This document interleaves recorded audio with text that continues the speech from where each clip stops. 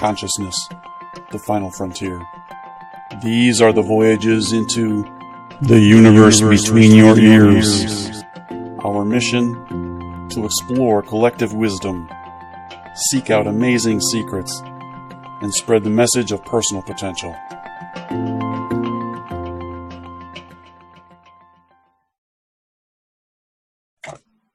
All right. Hello, everyone. Welcome to this episode of The Universe Between Your Ears. I'm Tim C. Starr, and I'm joined by my ever-present co-host, Mr. Gabi Musheyev. Hello to everyone. It's great to be here again. Thank you, team. And we're going to have fun with this one, as always. We're joined by a gentleman named Scott Milnes. And Scott runs the Great Relationship Academy, teaches singles how to date with clarity and intention. And we're going to talk about how he came to be doing that and how, what the lessons are in creating good relationships, I guess. So Scott, I'm going to turn this over to you right away and bring us up to speed on how you got to be in this position and why we're sitting here right now. Sounds great. Yeah. Well, first of all, guys, thanks so much for having me on. It's an honor. I really appreciate the opportunity to share my journey and hopefully inspire some other people along the path. Wow, where to start? So I was married and divorced by 29, and that was probably one of the most confusing and bewildering chapters of my life. Looking back, at the time, I had no idea what breakup and divorce recovery was, or that I even needed it. And so, when I got divorced, I did what a lot of people do, and that is just run right back into the dating pool and try to replace what I've lost. Yeah. And I made a lot of costly mistakes, wasted a lot of precious time just spinning my wheels in the dating pool. And the honest truth was, it was probably 90% me making these mistakes. I wasn't healed, I wasn't recovered, I wasn't prepared or equipped for anything that even remotely resembled a healthy relationship. Years later, a friend of mine and mentor, he said, Scott, back then you were just a broken man, only capable of another broken relationship. And that was really the gospel truth. And so, I got divorced, and I basically spent the next 8 years just falling in and falling out of various relationships. And I actually call them situationships because they weren't really even relationships. They were just, hey, we're together right now. This ought to work. Yeah. Hey, we're both lonely. Let's make this happen. Yeah. Wasted a lot of precious time spinning my wheels. Then, like I said, about 8 years after my divorce, I reconnected with an old girlfriend. We tried it one more time, and I'm kind of giving you the Cliff Notes version on these things because, sure. For God's sake, they could be podcast episodes in and of themselves. But that breakup, like I said, the breakup that I endured about 8 years after my divorce, that was the turning point for me. That breakup was exponentially more painful than my divorce, and it really did. It brought me to my knees. I hit an emotional bottom like I'd never experienced before, and in that bottom, in that kind of dark night of the soul, I had a profound spiritual awakening, and I don't know how far deep down the rabbit hole we want to get. We can go anywhere we want, man. So okay, good. I believe in God. I believe in the universe. I'm a very spiritual person. And in the moment of that breakup, God gave me 3 directives. And directive number 1 was to stop drinking. And it wasn't like I was an alcoholic, but I was definitely a bit of a party animal. And going out on the weekends was kind of part of my thing. And that's not really a recipe for success if you're trying to embark on a spiritual journey.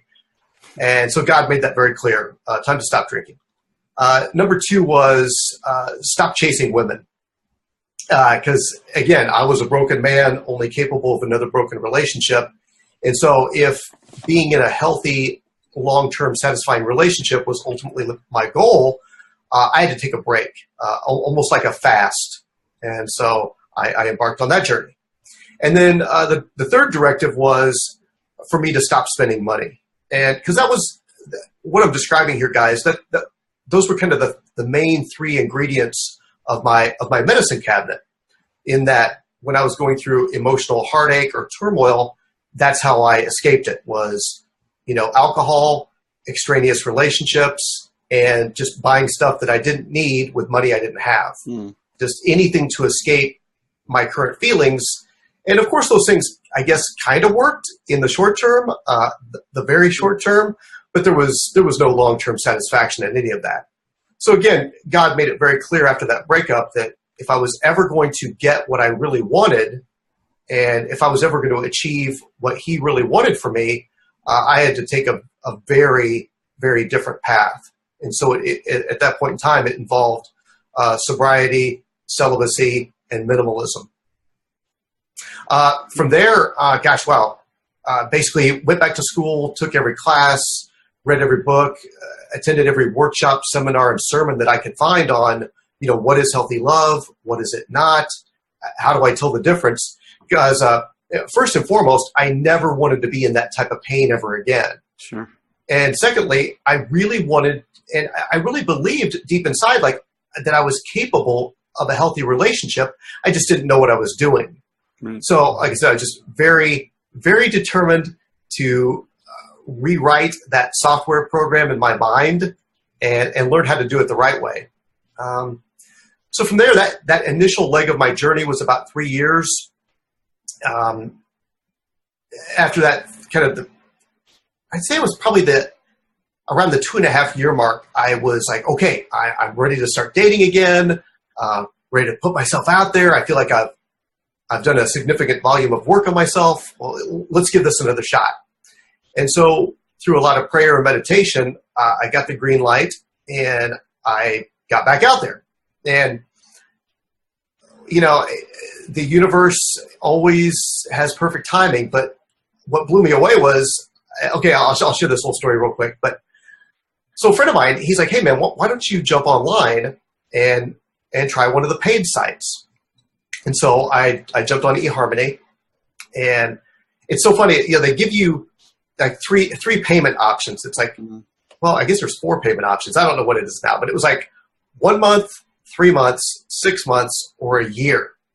And I'm looking at this. I'm like, well, I don't want to put any pressure on myself or the universe. Like, I wasn't going to be like, oh, well, I'm just going to sign up for a month and, cross my fingers and pray to God that I meet my match in 30 days. I'm like, that's ridiculous. I don't want to put that on myself or God or the other person. I'm not going to do that. So anyway, I signed up for 1 full year just to take all the pressure right off.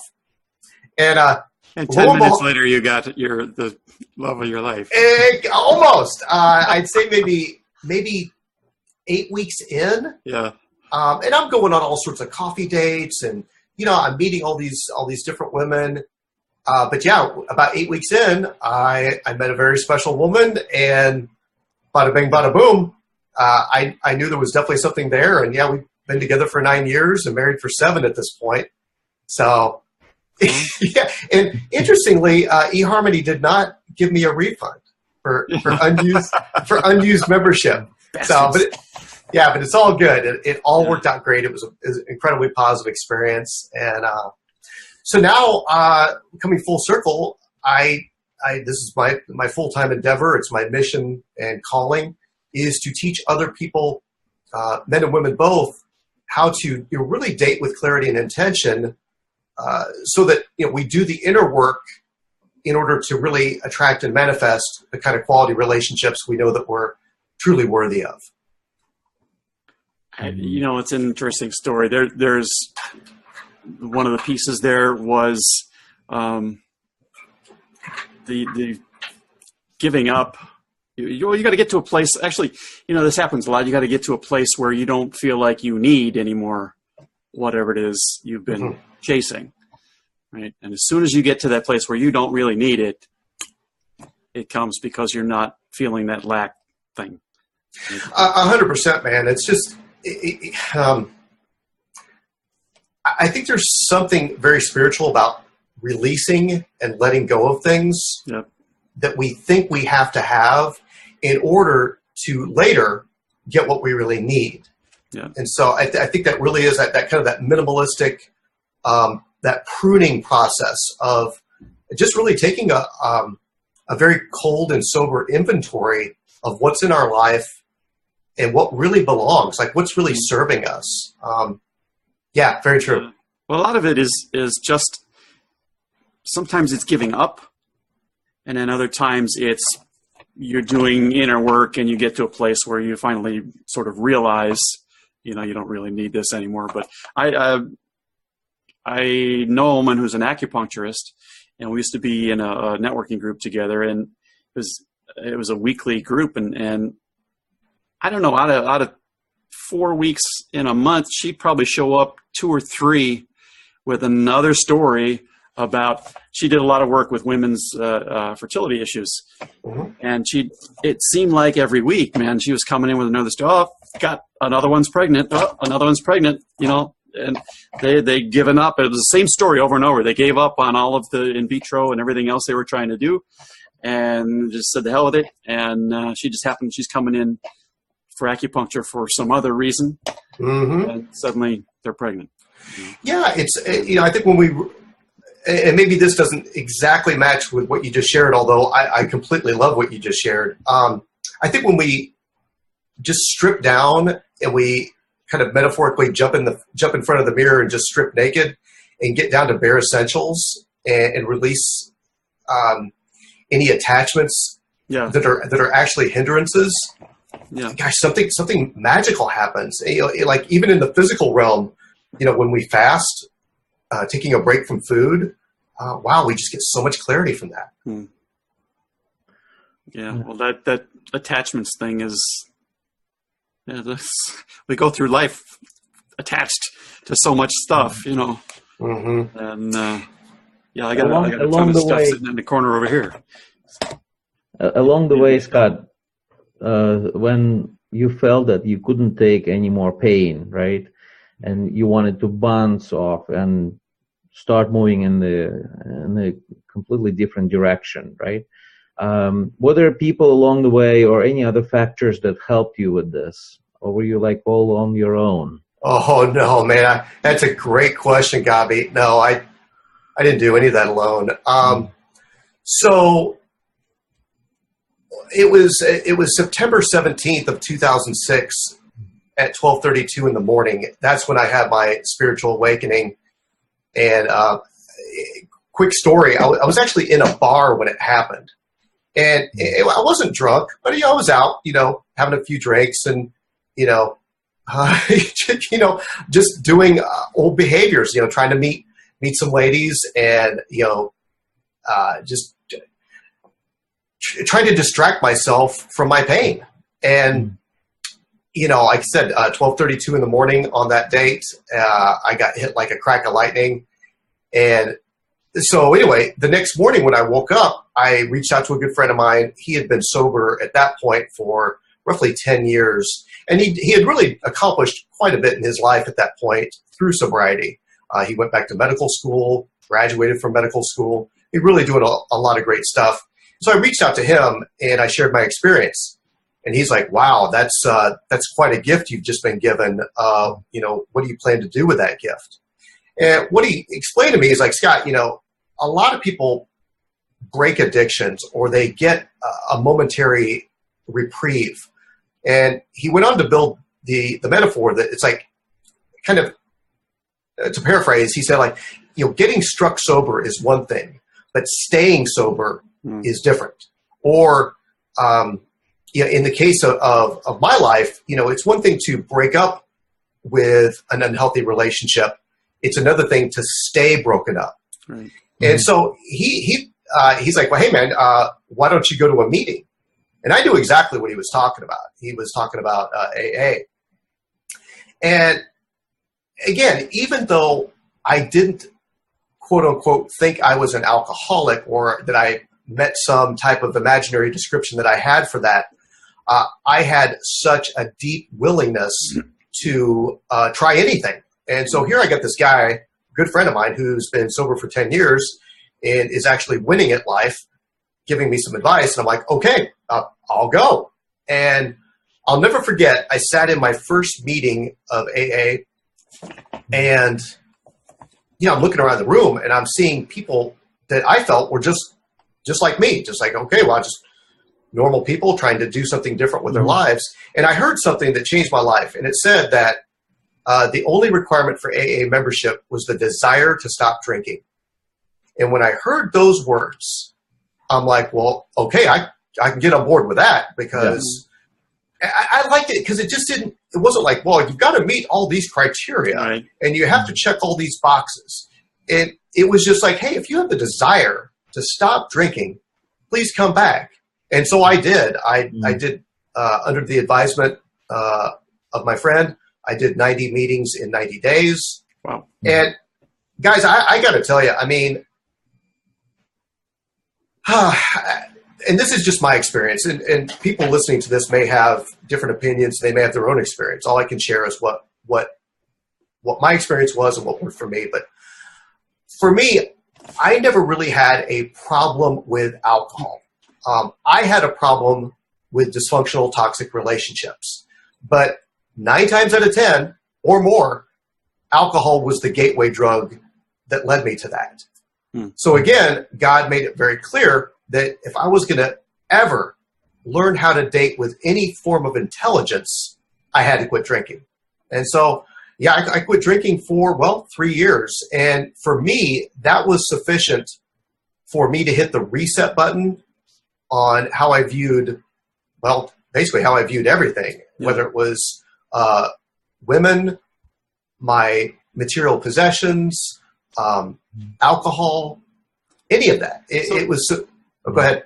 No, what I want to ask is how receptive were you at that point anyway as a person to new ideas and and somebody saying, hey, you got to change, right? Now you had sitting at the bar, you had something happen, and so the next day you're talking to a friend who gives you some advice, and you said, okay, I'll do it. Yeah. Was that part of your nature coming to that point? Yeah, I think I've always been pretty open-minded. I've always had a pretty teachable heart. But, Tim, at that point, I literally, the desperation was at a boiling point, because, when I got struck sober in that bar, all the weight of all my shitty decisions just came crashing in. And I'm like, holy shit, man, you're 37, you're divorced, you just came screaming out of another breakup, and now it's 12:30 in the morning and you're drinking and trying to meet girls. You're an idiot. This is not working on any level at all. And so, dude, I was just done. I was my best thinking had produced those results. And I mean, literally, right. I at that point, I'm let me think here. I'm basically 2.5 years from turning 40 at that point in my life. And I don't have a whole lot to show for it. So I was very open and receptive to new ideas and new strategies. It's interesting that it happens when it happens, right? So you're, you were saying 37, right? 37. And it's interesting because it's approaching this age of 40 when men start reevaluating this thing. Because 40 is this age, when you get smarter or something. I don't know. Yeah, and I often share, man, people change one of two ways. They either feel the pain, or I should say, they either feel the burn or they see the light. And for me, I had to feel the burn. Yeah. So I when you got there, that's pretty much the norm. We don't, the pain thing is more often the instrument that causes us to change than the other side. Pleasure or what we see, the possibility for something better, all that. It's the stick that works. Yep, it's a very powerful teacher. It gets our attention. Who did you attract, Scott? The woman that you found 8 weeks into the eHarmony thing. Was she going through the same kind of journey, or what? It's interesting just to see what you attracted. Yeah, great question. So, during like the first 2.5 years of my spiritual journey, I mean, I was reading probably 45 to 50 books a year on, love, attraction, communication, emotional intelligence. I mean, you name it. I'm just literally, I'm on this vision quest to crack the code. I went back to school, taking all these classes in psychology and sociology, et cetera. And so, but I want to share just a quick story. So one day I was at an AA meeting in a church, and there was this big like banner on the wall kind of back by the kitchen. And I guess the kids in the church had made this thing, and it said the fruits of the Spirit. And it had all these words, like patience, kindness, gentleness, self-control. And it's all based out of Galatians 5:22 in the Bible. And so I don't know, maybe I was like 2 years in when I saw this big banner, and I sat there and stared at it, and I was like, wow, what would that be like to be in a relationship with a woman who embodies those qualities? Because I'd never had it. And so I took a picture of it, and that was pretty much a daily meditation for me. And so, I mean, like a daily prayer and meditation, like, God, when I'm ready and when I re-enter the dating field, that's the kind of relationship I want to be in. And so I think it's important. This is important to touch on, because I think so many times in people's lives, for men and women both, they traverse the dating pool and they don't know what they're really, really, really looking for. And so, unfortunately, they walk right by somebody who would be an incredible match. They don't recognize him or her. And so I didn't want to make that mistake. And so by meditating and praying on that scripture all the time, when I met Cheryl, my wife, dude, I recognized her. Like, I saw her with spiritual eyes.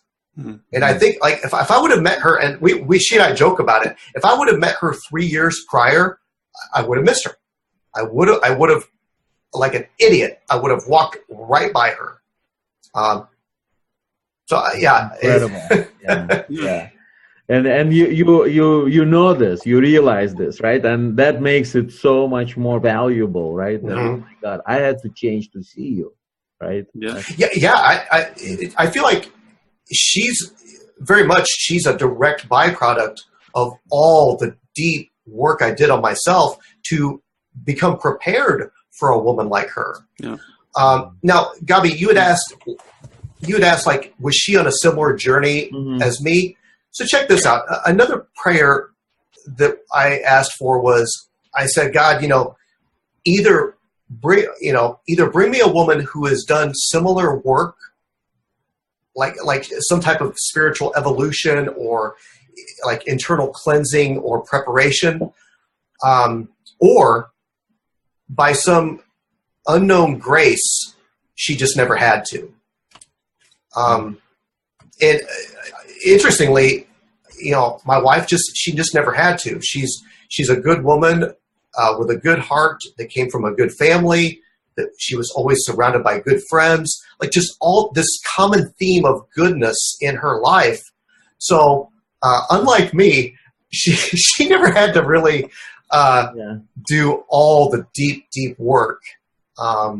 You guys have you shared with her, like in intimate conversations, the journey that you have gone through?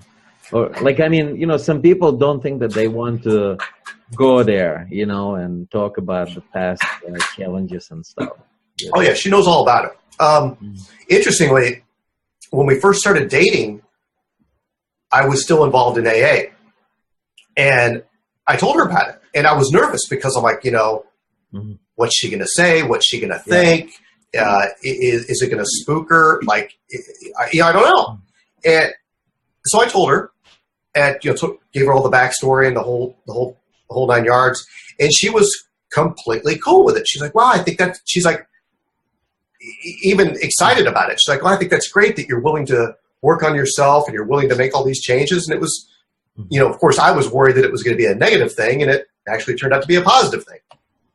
Mm-hmm. So this reminds me of a couple of different things, and from two different people that we've had on the show. One woman made a list of all the qualities that she wanted in a husband, and there were like 65 of them, and had no expectations that she would ever find somebody who met that, and completely by accident found somebody. And what did she say?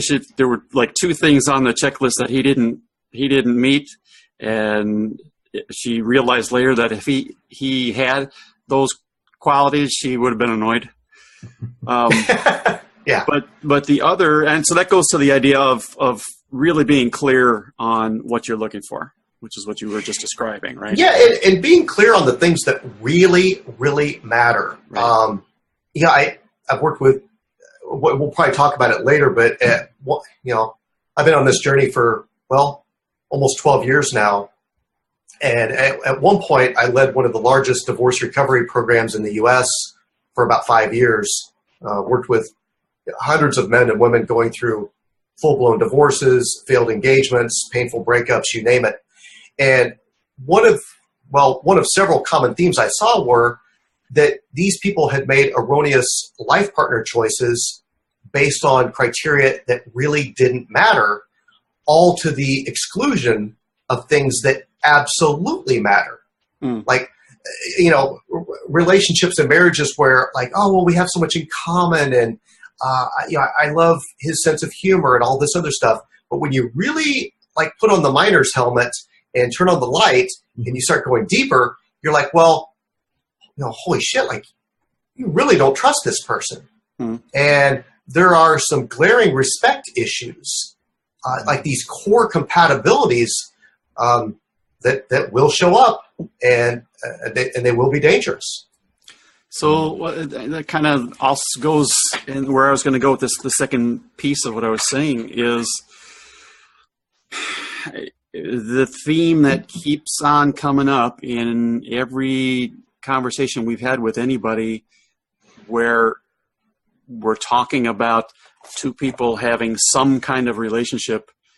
The communication issue is always first and foremost the biggest piece of it, right? And so many of us, we go into a relationship, and number one, we don't really truly know what we want out of a partner. And so behind that, you compound that with, you don't know how to ask the other person if what they're looking for. Do they know? How do you ask them for something that might be a little bit of a touchy subject? We